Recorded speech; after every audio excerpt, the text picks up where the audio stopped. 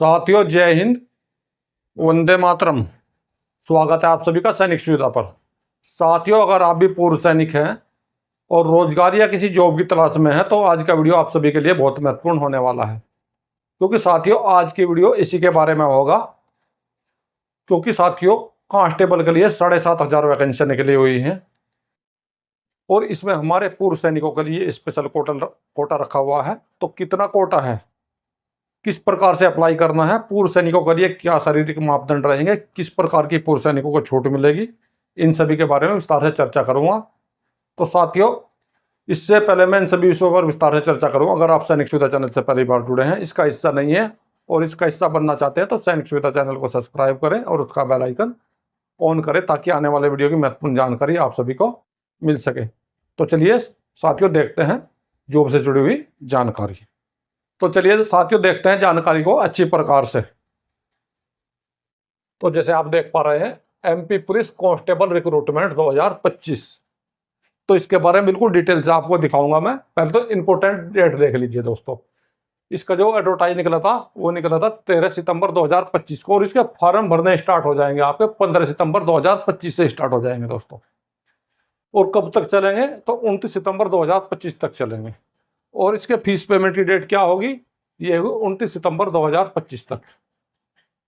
और last date इसकी correction की जो लास्ट डेट होगी, अगर आपका फॉर्म गलत हो जाता है तो ठीक करने की लास्ट डेट है इसकी 4 अक्टूबर 2025। और इसके एडमिट कार्ड आपके आएंगे अक्टूबर 2025 में।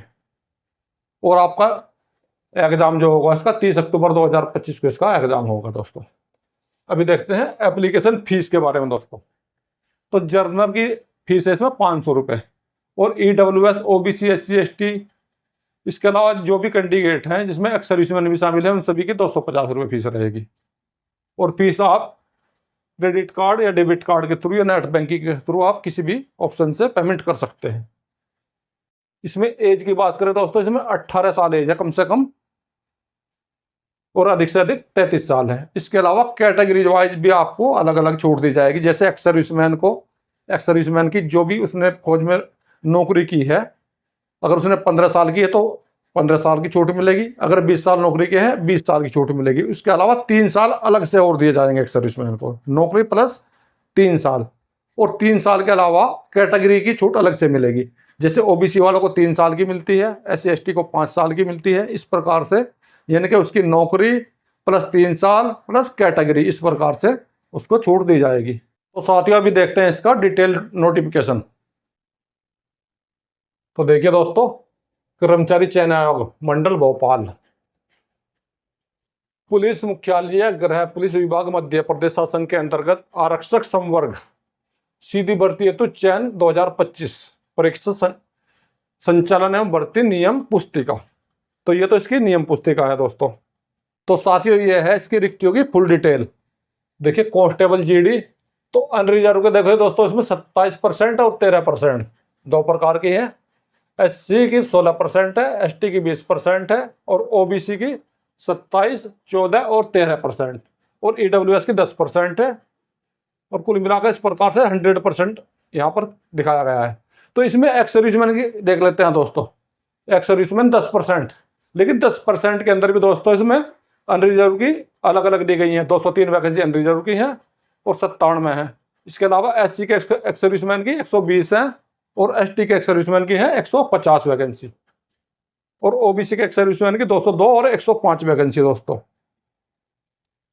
और EWS के एक्स सर्विसमैन की 75 है। तो इस प्रकार से टोटल वैकेंसी 750 है पूर्व सैनिकों के। यहाँ पे अलग अलग कैटेगरी वाइज है दोस्तों। हर कैटेगरी एक्स सर्विसमैन भी अपनी कैटेगरी के अंदर इसमें आएंगे। OBC के एक्स सर्विसमैन अलग है, SC के अलग है, ST के अलग हैं दोस्तों। इसके अलावा होमगार्ड का 15% कोटा है। तो इनकी ये अलग अलग दी गई है। अनरिजर्व की 303, 146 इस प्रकार से आप देख सकते हैं। SC की 180, ST की 225 और OBC की 304, 158, 146 और EWS की 113। इस प्रकार से ये 1125 वैकेंसी है होमगार्ड की दोस्तों। साथियों, इसमें जो वैकेंसी दी गई है 3 प्रकार से दी गई है। एक तो स्पेशल फोर्स के लिए दी गई है दोस्तों, एक सामान्य ड्यूटी के लिए दी गई है और स्पेशल फोर्स में एक महिला और पुरुष दोनों के लिए, एक सिर्फ पुरुषों के लिए। तो सबसे पहले मैं आपको दिखाऊंगा केवल पुरुष उम्मीदवारों के लिए आरक्षक सामान्य ड्यूटी वाली दोस्तों। इसमें अलग अलग किस प्रकार से दिए हैं। एक्स सर्विसमैन का 10% है दोस्तों, अनरिजर्व के एक्स सर्विसमैन की 19 है और 9 है, और एससी के एक्स सर्विसमैन की 11 है दोस्तों और 14 है, एसटी की 14 है, और ओबीसी के एक्स सर्विसमैन की 19, 10, 9 और ईडब्ल्यूएस के एक्स सर्विसमैन की 7 है इसमें दोस्तों। और टोटल इस प्रकार 70 वैकेंसी पुरुष सैनिकों की इसमें है, यानी कि आरक्षक सामान्य ड्यूटी वाले में दोस्तों। होमगार्ड की ये यहाँ पर दी हुई है दोस्तों, इनकी 105 है। और अभी देखिए दोस्तों, सामान्य ड्यूटी विशेष सशस्त्र बल को छोड़कर कितनी वैकेंसी है, तो कांस्टेबल की देखिए एक्स सर्विसमैन की 10% इसमें, अनरिजर्व के एक्स सर्विसमैन की 83 है, 89 है, और एससी के 109 है, एसटी की 136 है, और ओबीसी की 184, 95, 89 और ईडब्ल्यूएस की 68 है दोस्तों। टोटल इस प्रकार से 680 वैकेंसी है पुरुष सैनिकों की इसमें, जनरल ड्यूटी विशेष सशस्त्र बल को छोड़ करके। और इसमें फीमेल की 35% अलग से दी हुई है, लेकिन पहले मैंने आपको बताया था उसमें फीमेल की नहीं थी। तो इस प्रकार से इनका पूरा ब्यौरा है दोस्तों। और साथियों, हमारे बहुत सारे पुरुष सैनिक ऐसे हैं जिनको ये पता नहीं है भूतपूर्व सैनिक की श्रेणी में कौन कौन आता है, तो उसके लिए भी इसमें अलग से दिया हुआ है। इसके बारे में आपको दिखाता हूँ। देखिए यहाँ पर दिया हुआ है, भूतपूर्व सैनिक से अभिप्रेत है निम्नलिखित श्रेणी के मध्य प्रदेश के अधिवासी, यानी कि सिर्फ मध्य प्रदेश के अधिवासी, उन्हीं को भूतपूर्व सैनिकों का दर्जा इसमें मिलेगा। भूतपूर्व सैनिक आयु या शारीरिक दक्षता परीक्षा में छूट के लिए पात्र हैं, परंतु सेना में सेवारत सैनिक को भूतपूर्व सैनिक नहीं कहा जा सकता। सेना में उसकी सेवा अवधि आने वाले समय से पूरी हो रही हो। यानी कि कई लोग जो होते हैं ऑन ड्यूटी रहते रहते भर देते हैं। कोई कहता है मैं एनओसी लेके भर सकता हूँ, कोई कह सकता है कि सर मैं ड्यूटी कर रहा हूँ 1 साल में आऊँगा तो क्या मैं भर सकता हूँ, तो वो नहीं भर सकते। जो सिर्फ पेंशन आ चुके हैं वो इसमें भर सकते हैं। इसमें पूरा इसमें दिया हुआ है दोस्तों, आप अपने आप पढ़ सकते हैं। आगे देखिए क्या है इसका। भूतपूर्व सैनिक जो सेवानिवृत्त रियायतों के अधीन सेवानिवृत्त हुए हैं, मास्टरिंग रियायतें। भूतपूर्व सैनिक जिन्हें दूसरी बार भर्ती किया गया है, उन्हें अकाल्पनिक सेवा पूर्ण होने पर उन्हें भर्ती की शर्तें पूरे करने पर कार्यमुक्त किया गया है। अधिकारी सैनिक या नागरिक जो अपने अनुबंध को पूरा होने पर सेवा से सेवानिवृत्त हुए हैं, अकाल्पनिक सेवा से नियमित कमीशन अधिकारियों सहित, यानी कि जो अपना पूरा समय पार करने के बाद में जो पूरी नौकरी करके हुए हैं, चाहे वो कमीशन अफसर हों और चाहे नीचे वाले रैंक के हों, वो इस श्रेणी में आते हैं।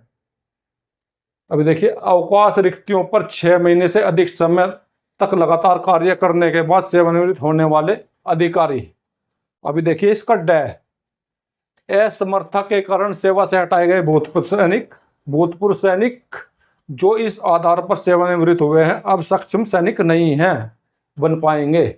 तो ऐसे भी भूतपूर्व सैनिक जो किसी डिसेबिलिटी के कारण, किसी विकलांगता के कारण रिटायर हुए हैं, वो भी इसमें अप्लाई कर सकते हैं, जो सेना से विकलांगता के कारण निकाल दिए गए हैं, जो सेना के काबिल अब नहीं रहे हैं, उनके बारे में भी इसमें बताया गया है। अभी देखते हैं दोस्तों इसका पॉइंट नंबर 6। ये 6 है, गोली घाव आदि के कारण चिकित्सा के आधार पर सेवा से हटा गए भूतपूर्व सैनिक। तो जो मैंने अभी आपको बताए हैं ये सभी सैनिक इसके लिए अप्लाई कर सकते हैं। और जैसे आपको नोटिफिकेशन में दिखाई भी दे रहा होगा, आप अपने आप भी वीडियो को पॉज करके इसे अच्छी प्रकार से और पढ़ सकते हैं। अभी देखते हैं इसका पॉइंट नंबर 3, सामान्य। अभ्यर्थी को भारत का नागरिक होना अनिवार्य है। इसके अलावा शासन के आदेश के अनुसार कोई भी अभ्यर्थी जिससे 2 से अधिक जीवित बच्चे हैं, जिसमें से एक का जन्म 26 जनवरी 2001 या उसके बाद हुआ है, नियुक्ति के लिए पात्र नहीं है। लेकिन यदि एक बच्चा जीवित है, उसके बाद प्रसव में 2 या 2 से अधिक बच्चे जन्म लेते हैं, तो उसे अयोग्य नहीं माना जाएगा। अभ्यर्थी के पास 29/9/2025 तक निम्नलिखित संबंधित आवश्यक प्रमाण पत्र अनिवार्य होने चाहिए। आयु एवं उम्र में छूट का और शिक्षा का, यानी कि ये जितने भी दस्तावेज बताए हैं इसमें भूतपूर्व सैनिकों के लिए और सिविलियन के लिए, उन सभी के लिए लागू हो जाता है। यहाँ पर उन सभी के लिए दस्तावेज 29/9/2025, इससे पहले पूरे डॉक्यूमेंट इनके पास होने चाहिए। ये नहीं कि मैं आज अपनी 10वीं पास मैं 2 महीने बाद पास कर लूँगा, लेकिन मैंने फॉर्म भर दिया है। लेकिन ऐसा नहीं होना चाहिए। जो भी मेरे दस्तावेज हैं, मैं पेंशन आऊँगा जो भी, इससे पहले पहले मेरे पास में 29/9/2025 से पहले पहले पूरे डॉक्यूमेंट मेरे हाथ में होने चाहिए। तो इसके लिए इसमें इस प्रकार से बताया गया है। तो साथियों, अभी मैं आपको बताऊंगा इसमें आपकी कितनी शैक्षिक योग्यता होनी चाहिए। तो न्यूनतम शैक्षिक योग्यता, ये पदनाम है। तो इसमें अनारक्षित तो अनुसूचित जाति तथा अन्य पिछड़ा वर्ग वालों के लिए, और आरक्षक जीडी के, इस जीडी के लिए तो इसमें मान्यता प्राप्त किसी भी मंडल संस्था से 10+2 की प्रणाली के अंतर्गत 10वीं की कक्षा की परीक्षा अथवा हायर सेकेंडरी अथवा समकक्ष परीक्षा उत्तीर्ण होनी चाहिए। इसके अलावा अनुसूचित जनजाति हेतु शैक्षिक अर्हता, तो अनुसूचित जनजाति वालों के लिए कितना होना चाहिए? तो इनके लिए 8वीं कक्षा अथवा समकक्ष परीक्षा उत्तीर्ण होना चाहिए, यानी कि उनको 8वीं पास या उसके समकक्ष होना चाहिए दोस्तों। साथियों, भी देखते हैं भूतपूर्व सैनिकों के लिए आयु में छूट वाला कॉलम क्या दिया है इसमें। देखिए, भूतपूर्व सैनिकों के लिए आयु में छूट, उन अभ्यर्थियों को जो भूतपूर्व सैनिक संवर्ग के अंतर्गत आते हैं, उनकी वर्तमान आयु में से उनके द्वारा पहले से की गई समस्त प्रतिरक्षा सेवा की कालावधि कम करने की पात्रता होगी, बशर्ते इस परिणाम स्वरूप उनकी आयु आवेदक की पात्रता की उच्च सीमा में से 3 से अधिक नहीं होगी। भूतपूर्व सैनिक की पात्रता रखने वाले उम्मीदवारों के संबंध में सैनिक की रक्षा सेवा में नियमानुसार पेंशन प्राप्त करता हो अथवा असक्त होने पर चिकित्सा संगठन द्वारा असक्त पेंशन प्राप्त हो भूतपूर्व सैनिक माना गया है। दुराचार अथवा अक्षमता के आधार पर सेना से निष्कासित किए गए व्यक्तियों को भूतपूर्व सैनिकों का लाभ नहीं मिलेगा।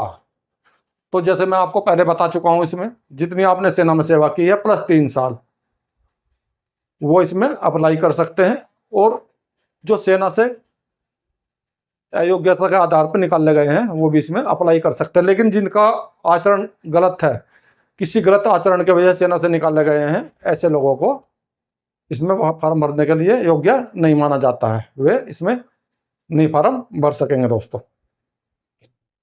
स्पष्टीकरण, किसी भूतपूर्व सैनिक ने यदि अतीत में किसी शासकीय सेवा में शामिल होने का लाभ उठाया है तो उसे भविष्य की भर्ती के लिए भूतपूर्व सैनिक नहीं कहा जाएगा। वे भूतपूर्व सैनिक उनके लिए हॉरिजॉन्टल आरक्षण के लाभ के लिए पात्र नहीं होंगे। सीआरपीएफ, बीएसएफ, आईटीबीपी आदि केंद्र शासन के अर्धसैनिक बल या पुलिस वालों के सदस्यों को आयु में छूट की पात्रता नहीं है। तो दोस्तों, यहाँ पर बिल्कुल क्लियर इसमें कह दिया गया है, जिस भी भूतपूर्व सैनिक ने पहले एक बार इसका लाभ उठा लिया है, पहले पुलिस भर्ती में हो गया है, तो वो इसके लिए पात्र नहीं होगा। इसके अलावा सीआरपी वाले, जैसे कि बीएसएफ वाले, या इसके अलावा कोई रेलवे पुलिस वाले, कोई भी अर्धसैनिक बल हैं, तो वो भी इसके लिए पात्र नहीं होंगे दोस्तों। सिर्फ आर्मी, नेवी और एयरफोर्स के जो पूर्व सैनिक रिटायर हैं या किसी कारण से निकाले गए हैं, उनको ही भूतपूर्व सैनिक का दर्जा इसमें दिया गया है, उनको ही इसके लिए पात्र माना गया है दोस्तों। आगे देखिए, मध्य प्रदेश राज्य शासन निगम मंडल कर्मचारियों की आयु सीमा की छूट के प्रायोजन के लिए शासकीय सेवा माना गया है। छूट आवश्यकता निधि से वेतन पाने वाले कर्मचारी, तो दोस्तों ये मध्य प्रदेश शासन वाले कर्मचारी हैं, इसके लिए मैं नहीं बता रहा हूं, क्योंकि मैं सिर्फ भूतपूर्व सैनिकों के लिए बता रहा हूं। आगे देखते हैं भूतपूर्व सैनिकों के काम की जो भी खबर है। तो साथियों, अभी मैं आपको बताता हूं इसकी परीक्षा योग्यता के बारे में दोस्तों। देखिए, परीक्षा योजना, प्रथम चरण लिखित परीक्षा, हिंदी भाषा बहुविकल्पीय प्रश्न होंगे इसमें। द्वितीय चरण में होगी आपका शारीरिक दक्षता परीक्षण, यानी कि आपका जो फिजिकल हो, मापतोल है, ये सभी चीजें होंगी। तो प्रथम चरण परीक्षा योजना, इसमें क्या में क्या है, 2 घंटे के 100 प्रश्न होंगे। अधिकतम 6 में होगा आपकी अंक योजना, अधिकतम अंक 100 अंक। सही उत्तर के लिए 1 अंक दिया जाएगा, और जिन प्रश्नों के उत्तर प्रयास नहीं किए गए हैं, उत्तर गलत हैं, उनके लिए कोई अंक नहीं काटा जाएगा। और प्रश्नों के प्रकार क्या होंगे दोस्तों, किस प्रकार के होंगे, तो वस्तुनिष्ठ प्रश्न होंगे, एमसीक्यू टाइप होंगे।